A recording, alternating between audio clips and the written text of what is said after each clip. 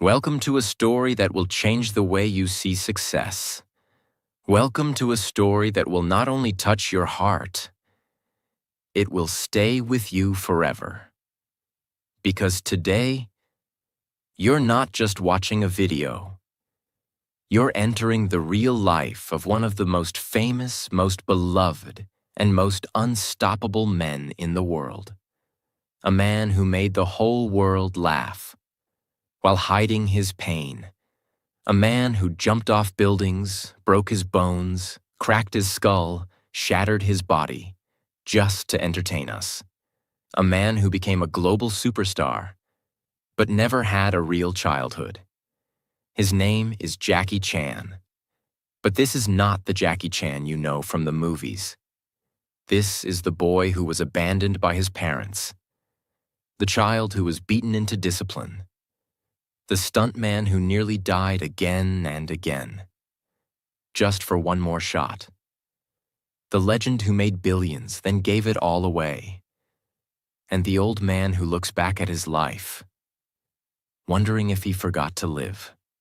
In this video, you will discover the brutal training Jackie survived as a child, the heartbreak of being separated from his parents for 10 years, the dangerous stunts that almost ended his life, the loneliness of global fame, the regret he carries about his son, and the ultimate truth he learned after decades of sacrifice. You will also learn how real success is built, not with shortcuts, but with discipline, failure, heartbreak, and courage. And here's the best part. This video will also improve your English. Because as you listen to this story, told in easy, emotional, clear English, your brain will connect deeply with real vocabulary, natural sentences, and powerful storytelling. You won't just learn about Jackie Chan. You'll start thinking in English as the story flows into your mind. So get ready. Get ready for a story that is not just emotional, not just motivational, but one that will stay with you for life. Let's begin. Part 1. The Boy with No Home, Jackie Chan's Painful Beginning. Jackie Chan was not born rich, he was not born strong, and he was definitely not born famous. He was born as a poor child in Hong Kong on April 7, 1954. His real name was Chan Kong Sang, which means born in Hong Kong, because his parents had just escaped from civil war in China. They were refugees. They had nothing. His father, Charles Chan, worked as a cook. His mother, Li Chan, worked as a housemaid. They didn't have money for toys. They didn't have time for love. They didn't even know how to raise a child. So when Jackie was born, they gave him to someone else for a few years, just so they could survive. He grew up alone, and the only thing he understood, even as a small child, was this: I have to be strong. Nobody is coming to save me. When Jackie was 6 years old, something happened that changed his life forever. His parents got a job offer to work in Australia. It was a big chance for them, but they couldn't take Jackie with them. So they made a decision that would leave a scar in his heart for the rest of his life. They left him behind. They enrolled him in a place called China Drama Academy, a boarding school for Chinese opera performers. But it was not really a school. It was more like a military prison for children. The master of the school was a cruel man named Master Yu Jim Yuen. And Jackie was now one of his students. At just 6 years old, Jackie was thrown into a world of pain, discipline, and endless training. The children woke up before sunrise. They didn't have breakfast. They didn't laugh. They didn't rest. They trained. From early morning until late night. They trained their bodies, their voices, their flexibility, their reactions. If they cried, they were hit. If they made a mistake, they were punished. If they fell, They were told to get back up. There was no sympathy. There was no love. There were no weekends. There were no holidays. There were no parents. They slept on wooden floors. They ate cheap food. They used one shared bathroom. The master believed in discipline through pain. He made the boys hold handstands for hours. He tied their legs open to make them do full splits. He beat them with sticks if they couldn't memorize a line. And this happened every day, for 10 years. Jackie once said in an interview, "I used to cry every day, but no one cared. I just wanted to see my parents, but they never came." That's the part of Jackie's story nobody tells you. Behind every smile you've ever seen on screen was a child who felt abandoned, unloved, and broken inside. Inside the school, Jackie met other boys who would become his brothers. Together, they were called the 7 Little Fortunes. It was like a team of top students who were the best at acrobatics, kung fu, and performing. They toured all over Hong Kong, doing shows for money. The leader of the group was Jackie. Even back then, he had extraordinary talent. He could do flips. He could jump through rings. He could fight, sing, fall, and dance, all in one performance. He wasn't doing it because he loved it. He was doing it because he had no other choice. And deep inside his heart, he still hoped that one day, his parents would return for him. But they didn't. By the time Jackie was 10, he had no parents, no toys, no holidays, no real friends outside the school, no warm bed, no hugs, no one to tell him, "You're doing great." All he had was his pain and his dream. If I work hard enough, maybe one day the world will see me. From age 6 to age 17, Jackie lived inside that painful world. But he didn't break. In fact, it made him stronger than anyone could imagine. He learned how to control pain, how to smile even when it hurts, how to make a perfect move after 1,000 failures, how to obey, how to lead, how to sacrifice, and how to stay humble. Because no matter how good he got, the master never praised him.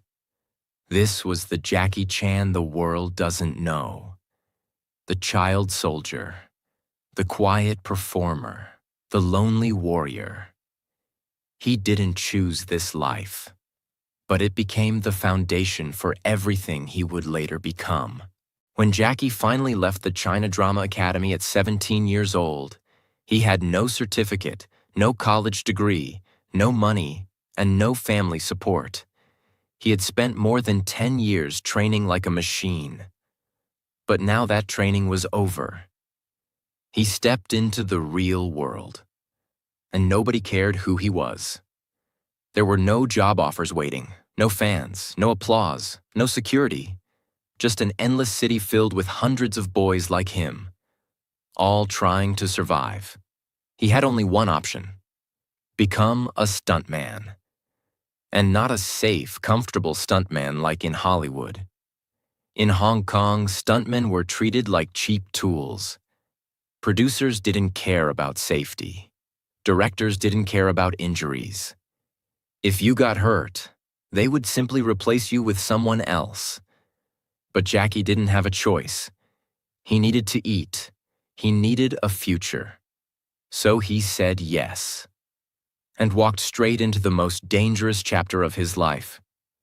Jackie started working as an extra in low-budget kung fu films. He was not the hero. He was not even the villain. He was the man in the background who gets punched once and falls down. Sometimes he was a bandit, sometimes a bodyguard, sometimes just fighter number 4. Nobody cared what his name was. Nobody gave him lines. Nobody even gave him proper safety gear. All they gave him was a quick direction. Jump from here. Get kicked. Fall down. Don't cry. And Jackie followed every order. He jumped off balconies, rolled down stairs, crashed through tables, fell flat on his back, landed on his face, got kicked in the teeth, hit with real wooden sticks, thrown into walls, almost drowned, lost teeth, dislocated bones, and once almost broke his neck. But he never said no. Why? Because deep inside, he still had one dream. If I do this better than anyone else, maybe one day they'll remember me.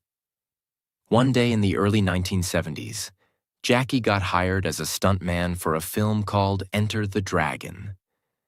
And this was not just any movie. It was the first major Hollywood martial arts film. And the star of the film was none other than Bruce Lee. Bruce was already a legend, a global icon. Every stuntman wanted to work with him, even for a few seconds. And Jackie got his chance. In one scene, Jackie was supposed to run at Bruce and get hit hard to show Bruce's power. That was it. 1 second of pain, 1 second of visibility. Jackie ran. Bruce hit him hard with a stick, and Jackie fell so hard that he forgot where he was. But what happened next changed Jackie's life. Bruce Lee stopped the scene, rushed over, and helped Jackie up. He touched Jackie's head gently and asked, "Are you okay?" It was such a small moment, but for Jackie, it was the first time someone important noticed him. He pretended he was still hurt, just to enjoy a few more seconds of Bruce Lee's kindness. 1 second made Jackie believe, if Bruce Lee can become a global icon, maybe I can too. But I'll have to find my own way because Jackie knew something. He could never become Bruce Lee. Bruce Lee was serious, powerful, clean, perfect. But Jackie? He was always falling, always messy, always funny. So Jackie made a decision. I won't copy Bruce Lee. I'll do something nobody else does. I'll be the man who fights and falls, who fights and laughs, who fights and gets hurt, but gets back up. That was the moment Jackie began to shape his future. Even after working with Bruce Lee, Jackie's life didn't change instantly. For years, he was just another nameless man getting kicked on camera. Producers laughed at him. Directors ignored him. Nobody gave him a main role. Some even said, "Your face is not good for movies. You look funny. You don't talk like a hero. You can't be the lead actor." It would have broken most people, but Jackie kept going. He worked 18 hours a day, slept on studio floors, ate cheap noodles. Sometimes he didn't even get paid, but every day he practiced. He studied how other actors moved. He trained his face to show emotion. He studied comedy. He trained his body to fall safely but look painful. He rehearsed thousands of stunts until they looked real but controlled. Because Jackie had a secret mission. One day, I will create a new kind of hero. A hero who makes you laugh while bleeding. A hero who doesn't always win, but never gives up. In 1978, Jackie was offered a role in a film called Snake in the Eagle's Shadow. It was a low-budget kung fu comedy. But for the first time, Jackie was allowed to mix martial arts and comedy. He played a weak, silly young man who learns kung fu in a strange way, using humor, surprise, and fast movements. The audience loved it. They had never seen anything like this before. Jackie made them laugh, then fight, then fall, then win. He was not perfect like Bruce Lee, but he was real. He was the guy who looked like you, who failed, got hurt, and still stood up. The film became a big success, and then another one followed, Drunken Master. And suddenly, Jackie Chan became a name people remembered. He had found his style. Not Bruce Lee's style, not anybody else's style, but Jackie Chan's style. Pain, laughter, chaos, stunts, comedy, and courage. Jackie didn't get lucky. He didn't know the right people. He didn't have rich parents. He didn't get help. He built himself with pain, falls, failures, broken bones, and quiet practice. Over many, many years. And now, he was finally ready to take the next step. To become more than just a star in Hong Kong. He wanted the world. But the world wasn't ready for him yet. Part 2. Jackie Chan versus Hollywood, the painful road to global fame. By the late 1970s, Jackie Chan had finally become a star in Hong Kong. After years of broken bones, rejection, and humiliation, he was now the face of kung fu comedy. His movies like Drunken Master and Snake in the Eagle's Shadow had made him a household name. Audiences loved his speed, his humor, and his style. And Jackie? He wasn't satisfied. He looked beyond Hong Kong, beyond China, beyond Asia. He wanted the world. He wanted to break into Hollywood, the biggest movie industry on earth. Because for him, true success didn't mean being famous in one country. It meant being known everywhere. But what Jackie didn't know was that Hollywood wasn't ready for him. And his next journey would be one of the most painful, humiliating, and difficult chapters of his life. In 1980, Jackie got an offer to work in the United States. It was a dream come true. An American producer had seen his Hong Kong films and thought, this guy could be the next Bruce Lee. They gave Jackie a role in a movie called The Big Brawl. It was his first leading role in an English-language film. The producers were excited. Jackie was excited. Everyone thought it would be a big success. But the moment filming started, Jackie realized something was wrong. The American director didn't understand Jackie's style. He wanted Jackie to fight like Bruce Lee, serious, slow, powerful. But Jackie was not Bruce Lee. He tried to suggest ideas, fast moves, funny reactions, crazy stunts. But the director said, no, just do it the American way. Jackie felt frustrated and ignored. Nobody listened to his creative ideas. Nobody let him be himself. He was a guest in someone else's system. When the movie was finally released, it flopped. American audiences didn't understand Jackie.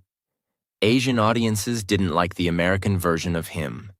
And critics said, this actor is trying to be Bruce Lee, but he's not even close. Jackie felt embarrassed, disappointed, and angry. He had left Hong Kong at the peak of his success. And now he was being laughed at in the country he dreamed of conquering. But Jackie didn't give up. He signed up for another American movie, The Cannonball Run. It was a comedy with Hollywood stars like Burt Reynolds and Roger Moore. Jackie was given a small role, a Japanese driver. There was one big problem. Jackie is not Japanese. He's Chinese. But the producers didn't care. They didn't even know the difference. To them, all Asians were the same. Jackie was too polite to say anything. He wore the costume. He smiled for the camera. He delivered the lines they gave him, and once again, the movie failed to help his career. He was being used as a decoration, not as a real actor. He was being placed in movies not to shine, but to fill a spot. And the worst part? He couldn't speak English fluently. So during interviews, Jackie struggled to express himself. He felt stupid, small, and lost in translation. He returned to Hong Kong, not as a global star, but as a man who had tasted rejection from the biggest stage in the world. After failing in Hollywood, most people would give up. They would say, I'm not good enough. It's not my time. They don't accept people like me. But Jackie did something different. He returned to Hong Kong, sat down with his team, and said, "We're going to build something they've never seen before. They rejected me? Then I'll give them a reason to come begging." He decided to make his own kind of films, combining wild stunts, real pain, fast-paced action, Hong Kong culture, international-level storytelling, comedy and emotion, and Jackie's signature smile. He created a new genre, not traditional kung fu, not Hollywood action, but something in between. And this time, he had full control. He directed the films himself, choreographed the fights himself, designed the stunts himself, even sang the theme songs in Chinese. He became a one-man movie army. From 1985 to 1995, Jackie made film after film, each one more insane than the last. Some of his most iconic works during this period: Police Story, where he slides down a 5-story pole covered in lights; Project A, where he falls from a clock tower and lands on his head; Armor of God, where he jumps between trees and cracks his skull open; Rumble in the Bronx, where he breaks his ankle and keeps filming with a sock painted to look like a shoe. Every single film had real danger, real blood, and real Jackie Chan pain. He did not use stunt doubles. He did not use CGI. He believed, if I want the audience to feel something real, then I have to do something real. These films became legendary in Asia, Europe, and even parts of Africa and South America. Slowly, the West started watching. American fans started saying, "Who is this guy? Why does he risk his life in every movie? This is better than anything we have in Hollywood." Hollywood producers began to notice. And this time, they didn't want to control Jackie. They wanted to bring him in exactly as he was. By the late 1990s, Jackie was nearly 45 years old. He had already broken his fingers, his nose, more than 5 times, his ribs, his teeth, his skull, his ankles, his spine. He had performed over 1,000 stunts, many without permission or safety checks. He had nearly died more than 10 times on set. But he was still smiling, still climbing, still dreaming. Then came one final chance. An American producer offered him the lead role in a new buddy cop comedy film called Rush Hour. Jackie read the script. It was funny, it was fast, and the co-star would be Chris Tucker, a loud, energetic African-American comedian. It was the perfect contrast. And Jackie said yes. Nobody expected it to succeed. But when Rush Hour was released in 1998, it exploded. Rush Hour became one of the biggest action comedy hits in history. Jackie's fights, expressions, accent, timing, and chemistry with Chris Tucker were loved across the world. He was finally accepted, not as the next Bruce Lee, but as the first and only Jackie Chan. And after Rush Hour came Shanghai Noon, then Rush Hour 2, then The Tuxedo, then The Medallion, and then even voice roles like Master Monkey in Kung Fu Panda. The same man who had once been laughed at, rejected, and ignored by Hollywood was now invited, respected, awarded, and loved by Hollywood. For the first time in his life, Jackie Chan was no longer fighting for attention, no longer chasing fame, no longer struggling for a break. He had become a global icon. From Hong Kong to Hollywood, everyone knew his name. His movies were everywhere. In every cinema, on every TV, in every language. He had money, awards, fans, respect, and a long list of directors begging to work with him. But something was wrong. Something inside Jackie didn't feel complete. In fact, He was feeling something worse than emptiness. He was feeling guilt. Because while he was climbing the mountain of success, there was one part of his life he had left far behind: his family. And the first person that came into his mind was his son. Jackie Chan had a son named J.C. Chan, born in 1982. Jackie was 28 at the time, already a rising star in Hong Kong. But even when J.C. was born, Jackie wasn't ready to become a father. He was still working day and night on film sets, jumping through windows, falling off buildings, doing press tours, flying between countries. He wasn't home. He didn't attend school meetings. He didn't go to games or birthdays. He didn't teach his son how to ride a bike or solve problems. Instead, Jackie said to himself, "If I make more money, I can give my son a better future."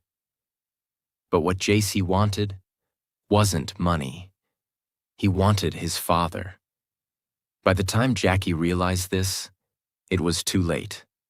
JC had grown up feeling ignored, unseen, and unloved. In interviews, JC admitted that he was often raised by his mother, helpers, and private tutors, but rarely saw his father. And when they did talk, Jackie was not soft. He was strict. He was cold. He didn't know how to be emotionally present. Years later, Jackie wrote in his autobiography, "When I think about my son, I feel I've failed. I was too focused on success. I gave him everything, except myself." He admitted that he once hit JC so hard during an argument that his wife had to pull him away in fear. He later said, "I regret that moment every day." Jackie had grown up being beaten by his master. That was how he learned discipline. But he didn't realize his son wasn't him. JC wasn't a fighter. He wasn't a stuntman.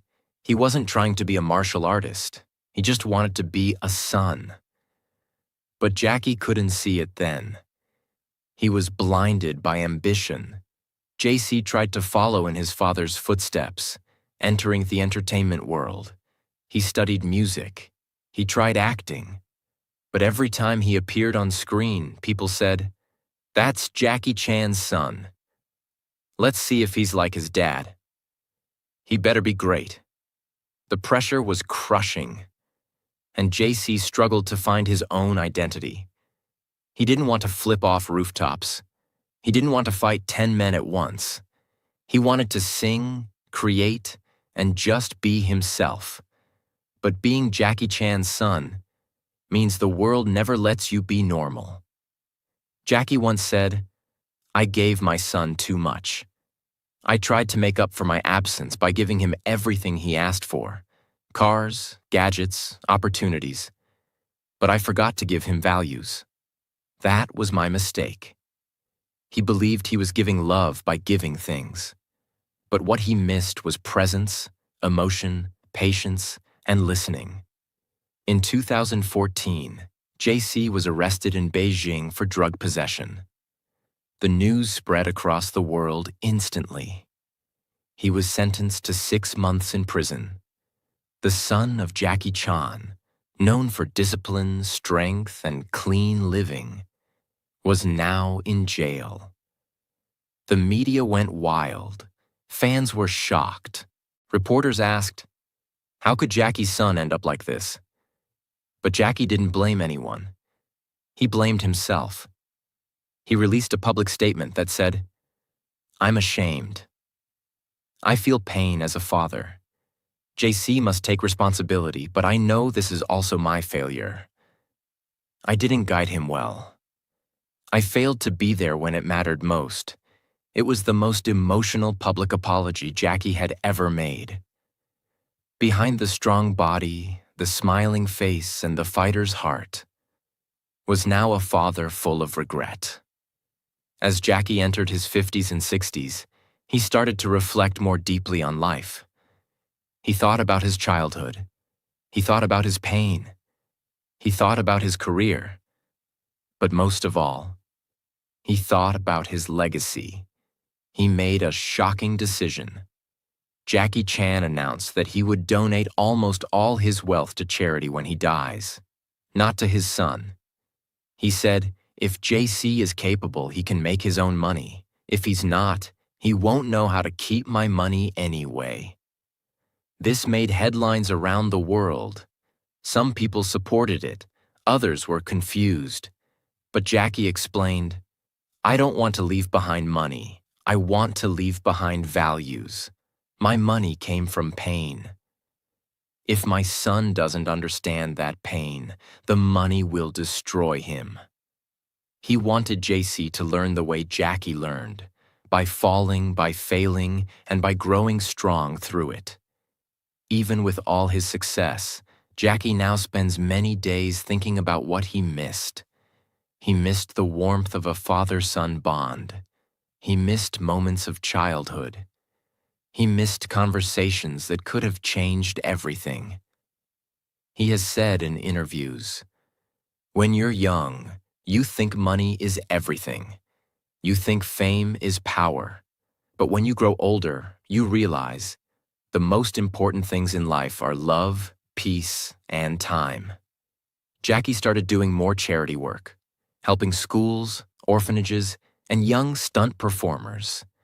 He became more active in public education, safety campaigns, and youth training. He also began mentoring young actors, giving them advice he never received, because he didn't want others to repeat his mistakes. Jackie Chan remains a hero to millions, but his legacy is not simple. Some criticize his political opinions, some criticize his parenting, some feel disappointed in how he handled certain things. But one thing is clear. Jackie never pretended to be perfect. He always showed his scars, his wounds, and his failures. And maybe that's what makes his story so powerful. He's not a man of fantasy. He's a man who rose from pain, loneliness, and confusion, who made the world laugh and cheer, and who now, in silence, reflects on what really matters. Part 3. The Final Falls of Jackie Chan. A body that gave everything. By the time Jackie Chan turned 60 years old, he had spent more than 5 decades falling, flipping, fighting, crashing, and surviving. He was no longer just an action star. He had become a symbol of courage, sacrifice, and unstoppable energy. But there was one enemy even Jackie couldn't defeat: time. His muscles, once hard like steel, had become tight, slow, and painful. His bones, once flexible like rubber, had become stiff, sore, and cracking. His heart, once wild with ambition, had become quiet, heavy, and thoughtful. Jackie Chan, the man who flew through glass windows, jumped between moving cars, and fell from rooftops, was now struggling to do the smallest things. He couldn't bend the same way. He couldn't sleep without pain. He couldn't run without feeling the tight pull of years of injuries. But still, he refused to stop. By this stage in life, Jackie's medical file looked like a war survivor's. He didn't just get hurt once or twice. He was almost killed more times than most people can count. Let's look at the real list. Skull fracture from Armor of God, where he almost died and started bleeding from his ears. Broken nose, more than 3 times. Broken fingers, several times. Dislocated shoulders, many times. Fractured ribs, countless. Broken ankles. Once had to wear a sock painted like a shoe just to finish a movie. Pelvis injury, made walking difficult for years. Teeth knocked out, then fixed and lost again. Severe burns, from explosions gone wrong. Permanent hearing loss in one ear. Back injuries that still make it hard for him to sit for long. Chronic spinal pain from decades of abuse. And perhaps the worst part? Most of these injuries were never fully healed. because Jackie never took long breaks. He would rest a little, then go back to set. Why? Because he believed, if I don't finish the movie, the whole team suffers. I can't let them down. That was Jackie's biggest strength and biggest flaw. He never put himself first. Even after 50, Jackie continued doing real stunts that most actors wouldn't dare attempt at 25. In movies like Who Am I?, he slid down a 21-story glass building without a harness. Chinese Zodiac, he jumped across cliffs and did fast-paced car chases. Skip Trace, he was in freezing water for hours.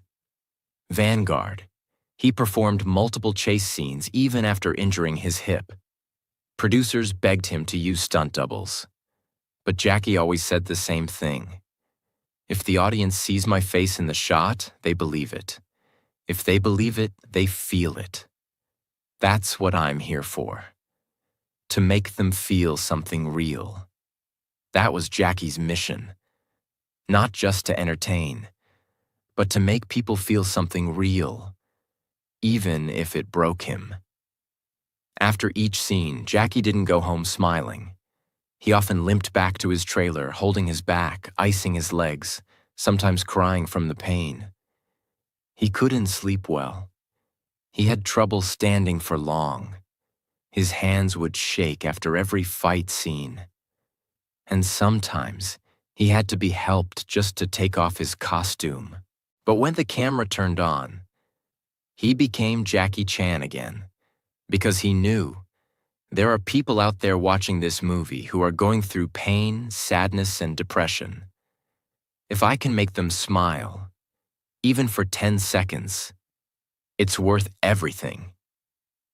That was his mindset, and that's why the world loves him, not just for his talent, but for his heart. As Jackie reached his 60s, his doctors started warning him. They said, "You can't take another fall like this. If you hit your head again, you could lose your memory. One wrong move could paralyze you." But Jackie kept pushing, because stopping meant facing something he wasn't ready for: silence. For more than 50 years, he had lived in front of cameras. He had been the center of sets, the leader of crews, the man who jumped first.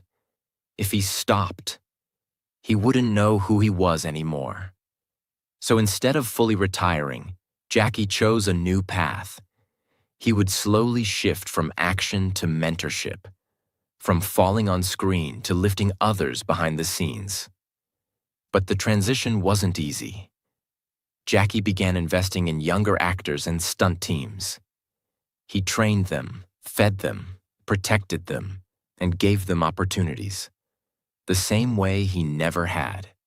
He created scholarships, opened training centers, funded film schools, and told every young actor, "Don't copy me, learn from me, and then do better." He also started doing more voice work, like in Kung Fu Panda, where he played Master Monkey. It was less physical, but still powerful, because Jackie realized something. Even if I can't fight the same, I can still inspire. That became his new fight, to use his story to lift others. In recent years, Jackie began receiving Lifetime Achievement Awards around the world. At the Oscars, when he finally received his honorary Academy Award, he said, "After 56 years in the industry, after making over 200 films, after breaking so many bones, I finally have one of these. Thank you." He smiled, but his eyes were wet, because he remembered the wooden floors of China Drama Academy, the rejections in Hollywood, the broken skulls, the broken heart, and the years of waiting for the world to understand his value. He also gave a speech in Beijing where he said, "If I had another life, I wouldn't do it all again. Not because I don't love my fans, but because I would like to live once, without pain." That was the most honest line he had ever spoken. Even legends get tired. Jackie Chan's body gave everything it had. It bent, cracked, bled, and carried his dream across the world. But now it's slowing down. He can no longer jump the way he used to. He no longer fights in the same style. He chooses carefully what to do. But in that slower pace, there is wisdom. There is peace. Because Jackie has proven everything. He doesn't need to fall anymore, because the world already rose for him. Part 4. The Final Bow. Jackie Chan's last chapter. The cameras are quieter now. The stunts are fewer. The crowd still scream his name. But Jackie no longer runs to the edge of the rooftop, ready to fall. He walks slowly now. He smiles more softly. He sits longer, breathes deeper, and talks more carefully. Because after spending over 60 years in the spotlight, after breaking almost every bone in his body, after rising from poverty to global fame, after losing himself, finding himself, and losing again, Jackie Chan is no longer chasing the next hit movie. He's chasing something else. Something he had ignored for most of his life. Peace. Today, Jackie lives a slower, simpler life. He still acts occasionally, but only in carefully chosen roles. He avoids risky stunts now. He respects his age. He listens to his body. Most of his days are now spent training younger actors, writing and reviewing scripts, attending charity events, traveling to give talks at schools and universities, sitting quietly in nature, reading, meditating, or remembering. He often visits his old stunt team, many of whom are also aging, injured, or retired. They share stories, they laugh, sometimes they cry.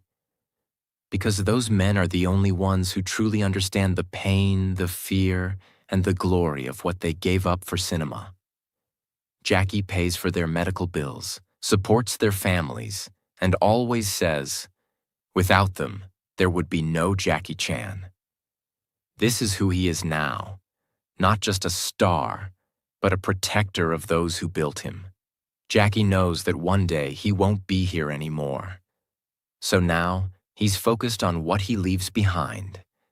He is actively building film museums that preserve Hong Kong cinema and martial arts history, charity schools for children from poor backgrounds, especially in rural areas, scholarships for young filmmakers and actors, stunt training academies to keep the art of real action alive, archives of all his films, footage, outtakes, injuries, and behind-the-scenes materials. He's also writing more, books, letters, reflections, for people who want to learn from his life. But Jackie doesn't want to be remembered just as a movie star. He wants to be remembered as a man who gave everything he had, and then still gave more. Jackie has spoken openly about his aging. In one interview, he said, "There are mornings I wake up and I don't know if I can walk straight. My knees hurt. My back screams.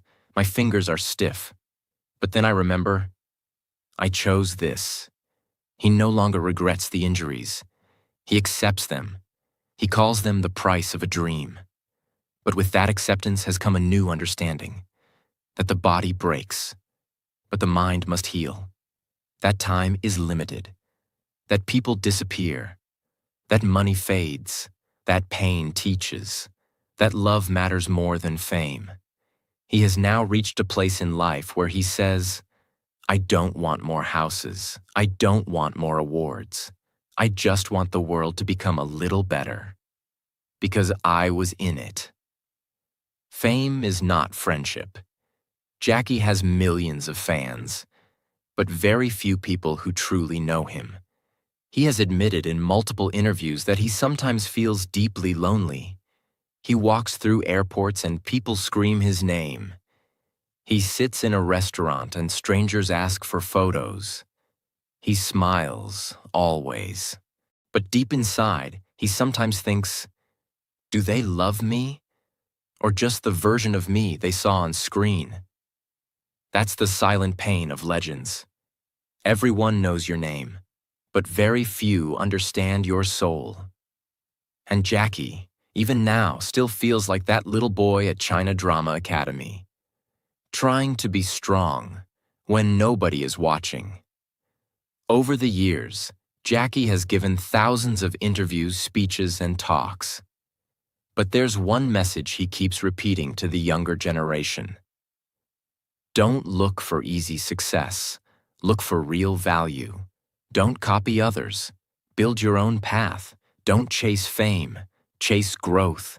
Don't give up when it hurts. That's where real strength is built. He warns young actors, don't think I'm lucky. I worked through blood. I was laughed at, beaten, doubted, but I never stopped. He tells them, the best life is not the easiest one. It's the one where you can say, I gave everything. And that's what Jackie wants you to remember. Not his movies, not his stunts, not his fame, but his effort, his dedication, his discipline. In his later years, Jackie began receiving the global recognition he had waited decades for. Oscar Lifetime Achievement Award, BAFTA Awards, honorary doctorates from universities, statues in Hong Kong and Hollywood, streets named after him, UNICEF Ambassador for Children's Rights. But every time he accepts these honors, he bows his head and says, I am not better than others. I just refuse to quit. He reminds the world, I was a nobody. I cleaned floors. I carried cables. I ate on dirty sets. I bled on cold concrete. I'm just the result of what happens when you love your craft more than your comfort. In recent years, Jackie has begun speaking softly, but honestly, about death. He doesn't fear it, but he wants to be ready. He wants his last years to be useful, not just comfortable. He wants to pass down his knowledge, not just sit in luxury. He wants to leave a trail that others can follow, not a throne that disappears. He once said, one day my name will stop trending, my face will fade. But if I did my job right, some boy somewhere will keep going because of me. That's enough. That's everything, he also wrote. Death comes for all of us. But not all of us live fully before it comes. I lived fully. I gave everything. I can go in peace. Even with all the peace Jackie now seeks, there is one wound that never fully healed. His son. Their relationship has improved, but it's not perfect. They talk sometimes. They meet sometimes. But Jackie knows. You can fix a house, but you can't always fix a broken childhood. He doesn't hide this pain. Instead, he uses it as a lesson. He tells young fathers, your children don't need a hero. They need you. Don't make the same mistake I did. This is perhaps his deepest regret and his most powerful truth. In one interview, the host asked, what do you want people to remember when you're gone?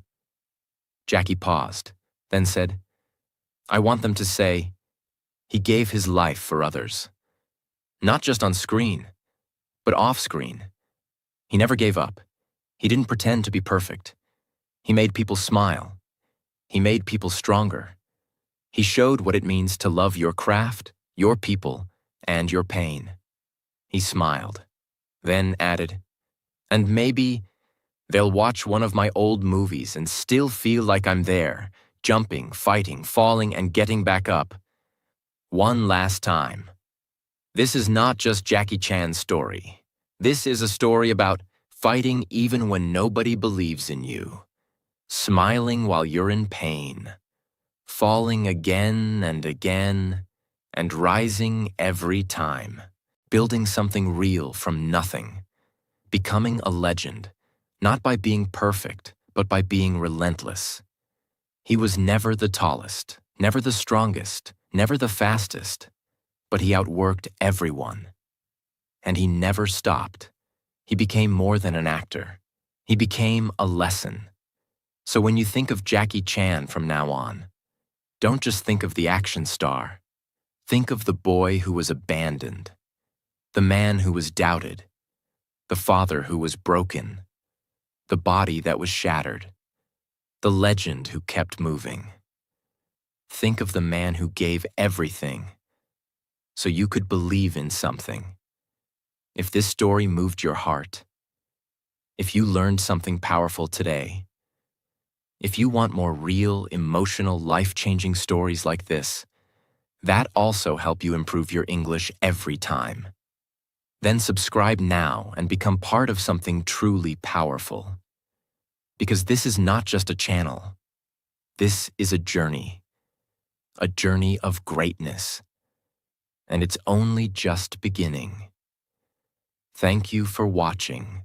Now go live your life like Jackie did, with fire in your soul and no fear in your fall.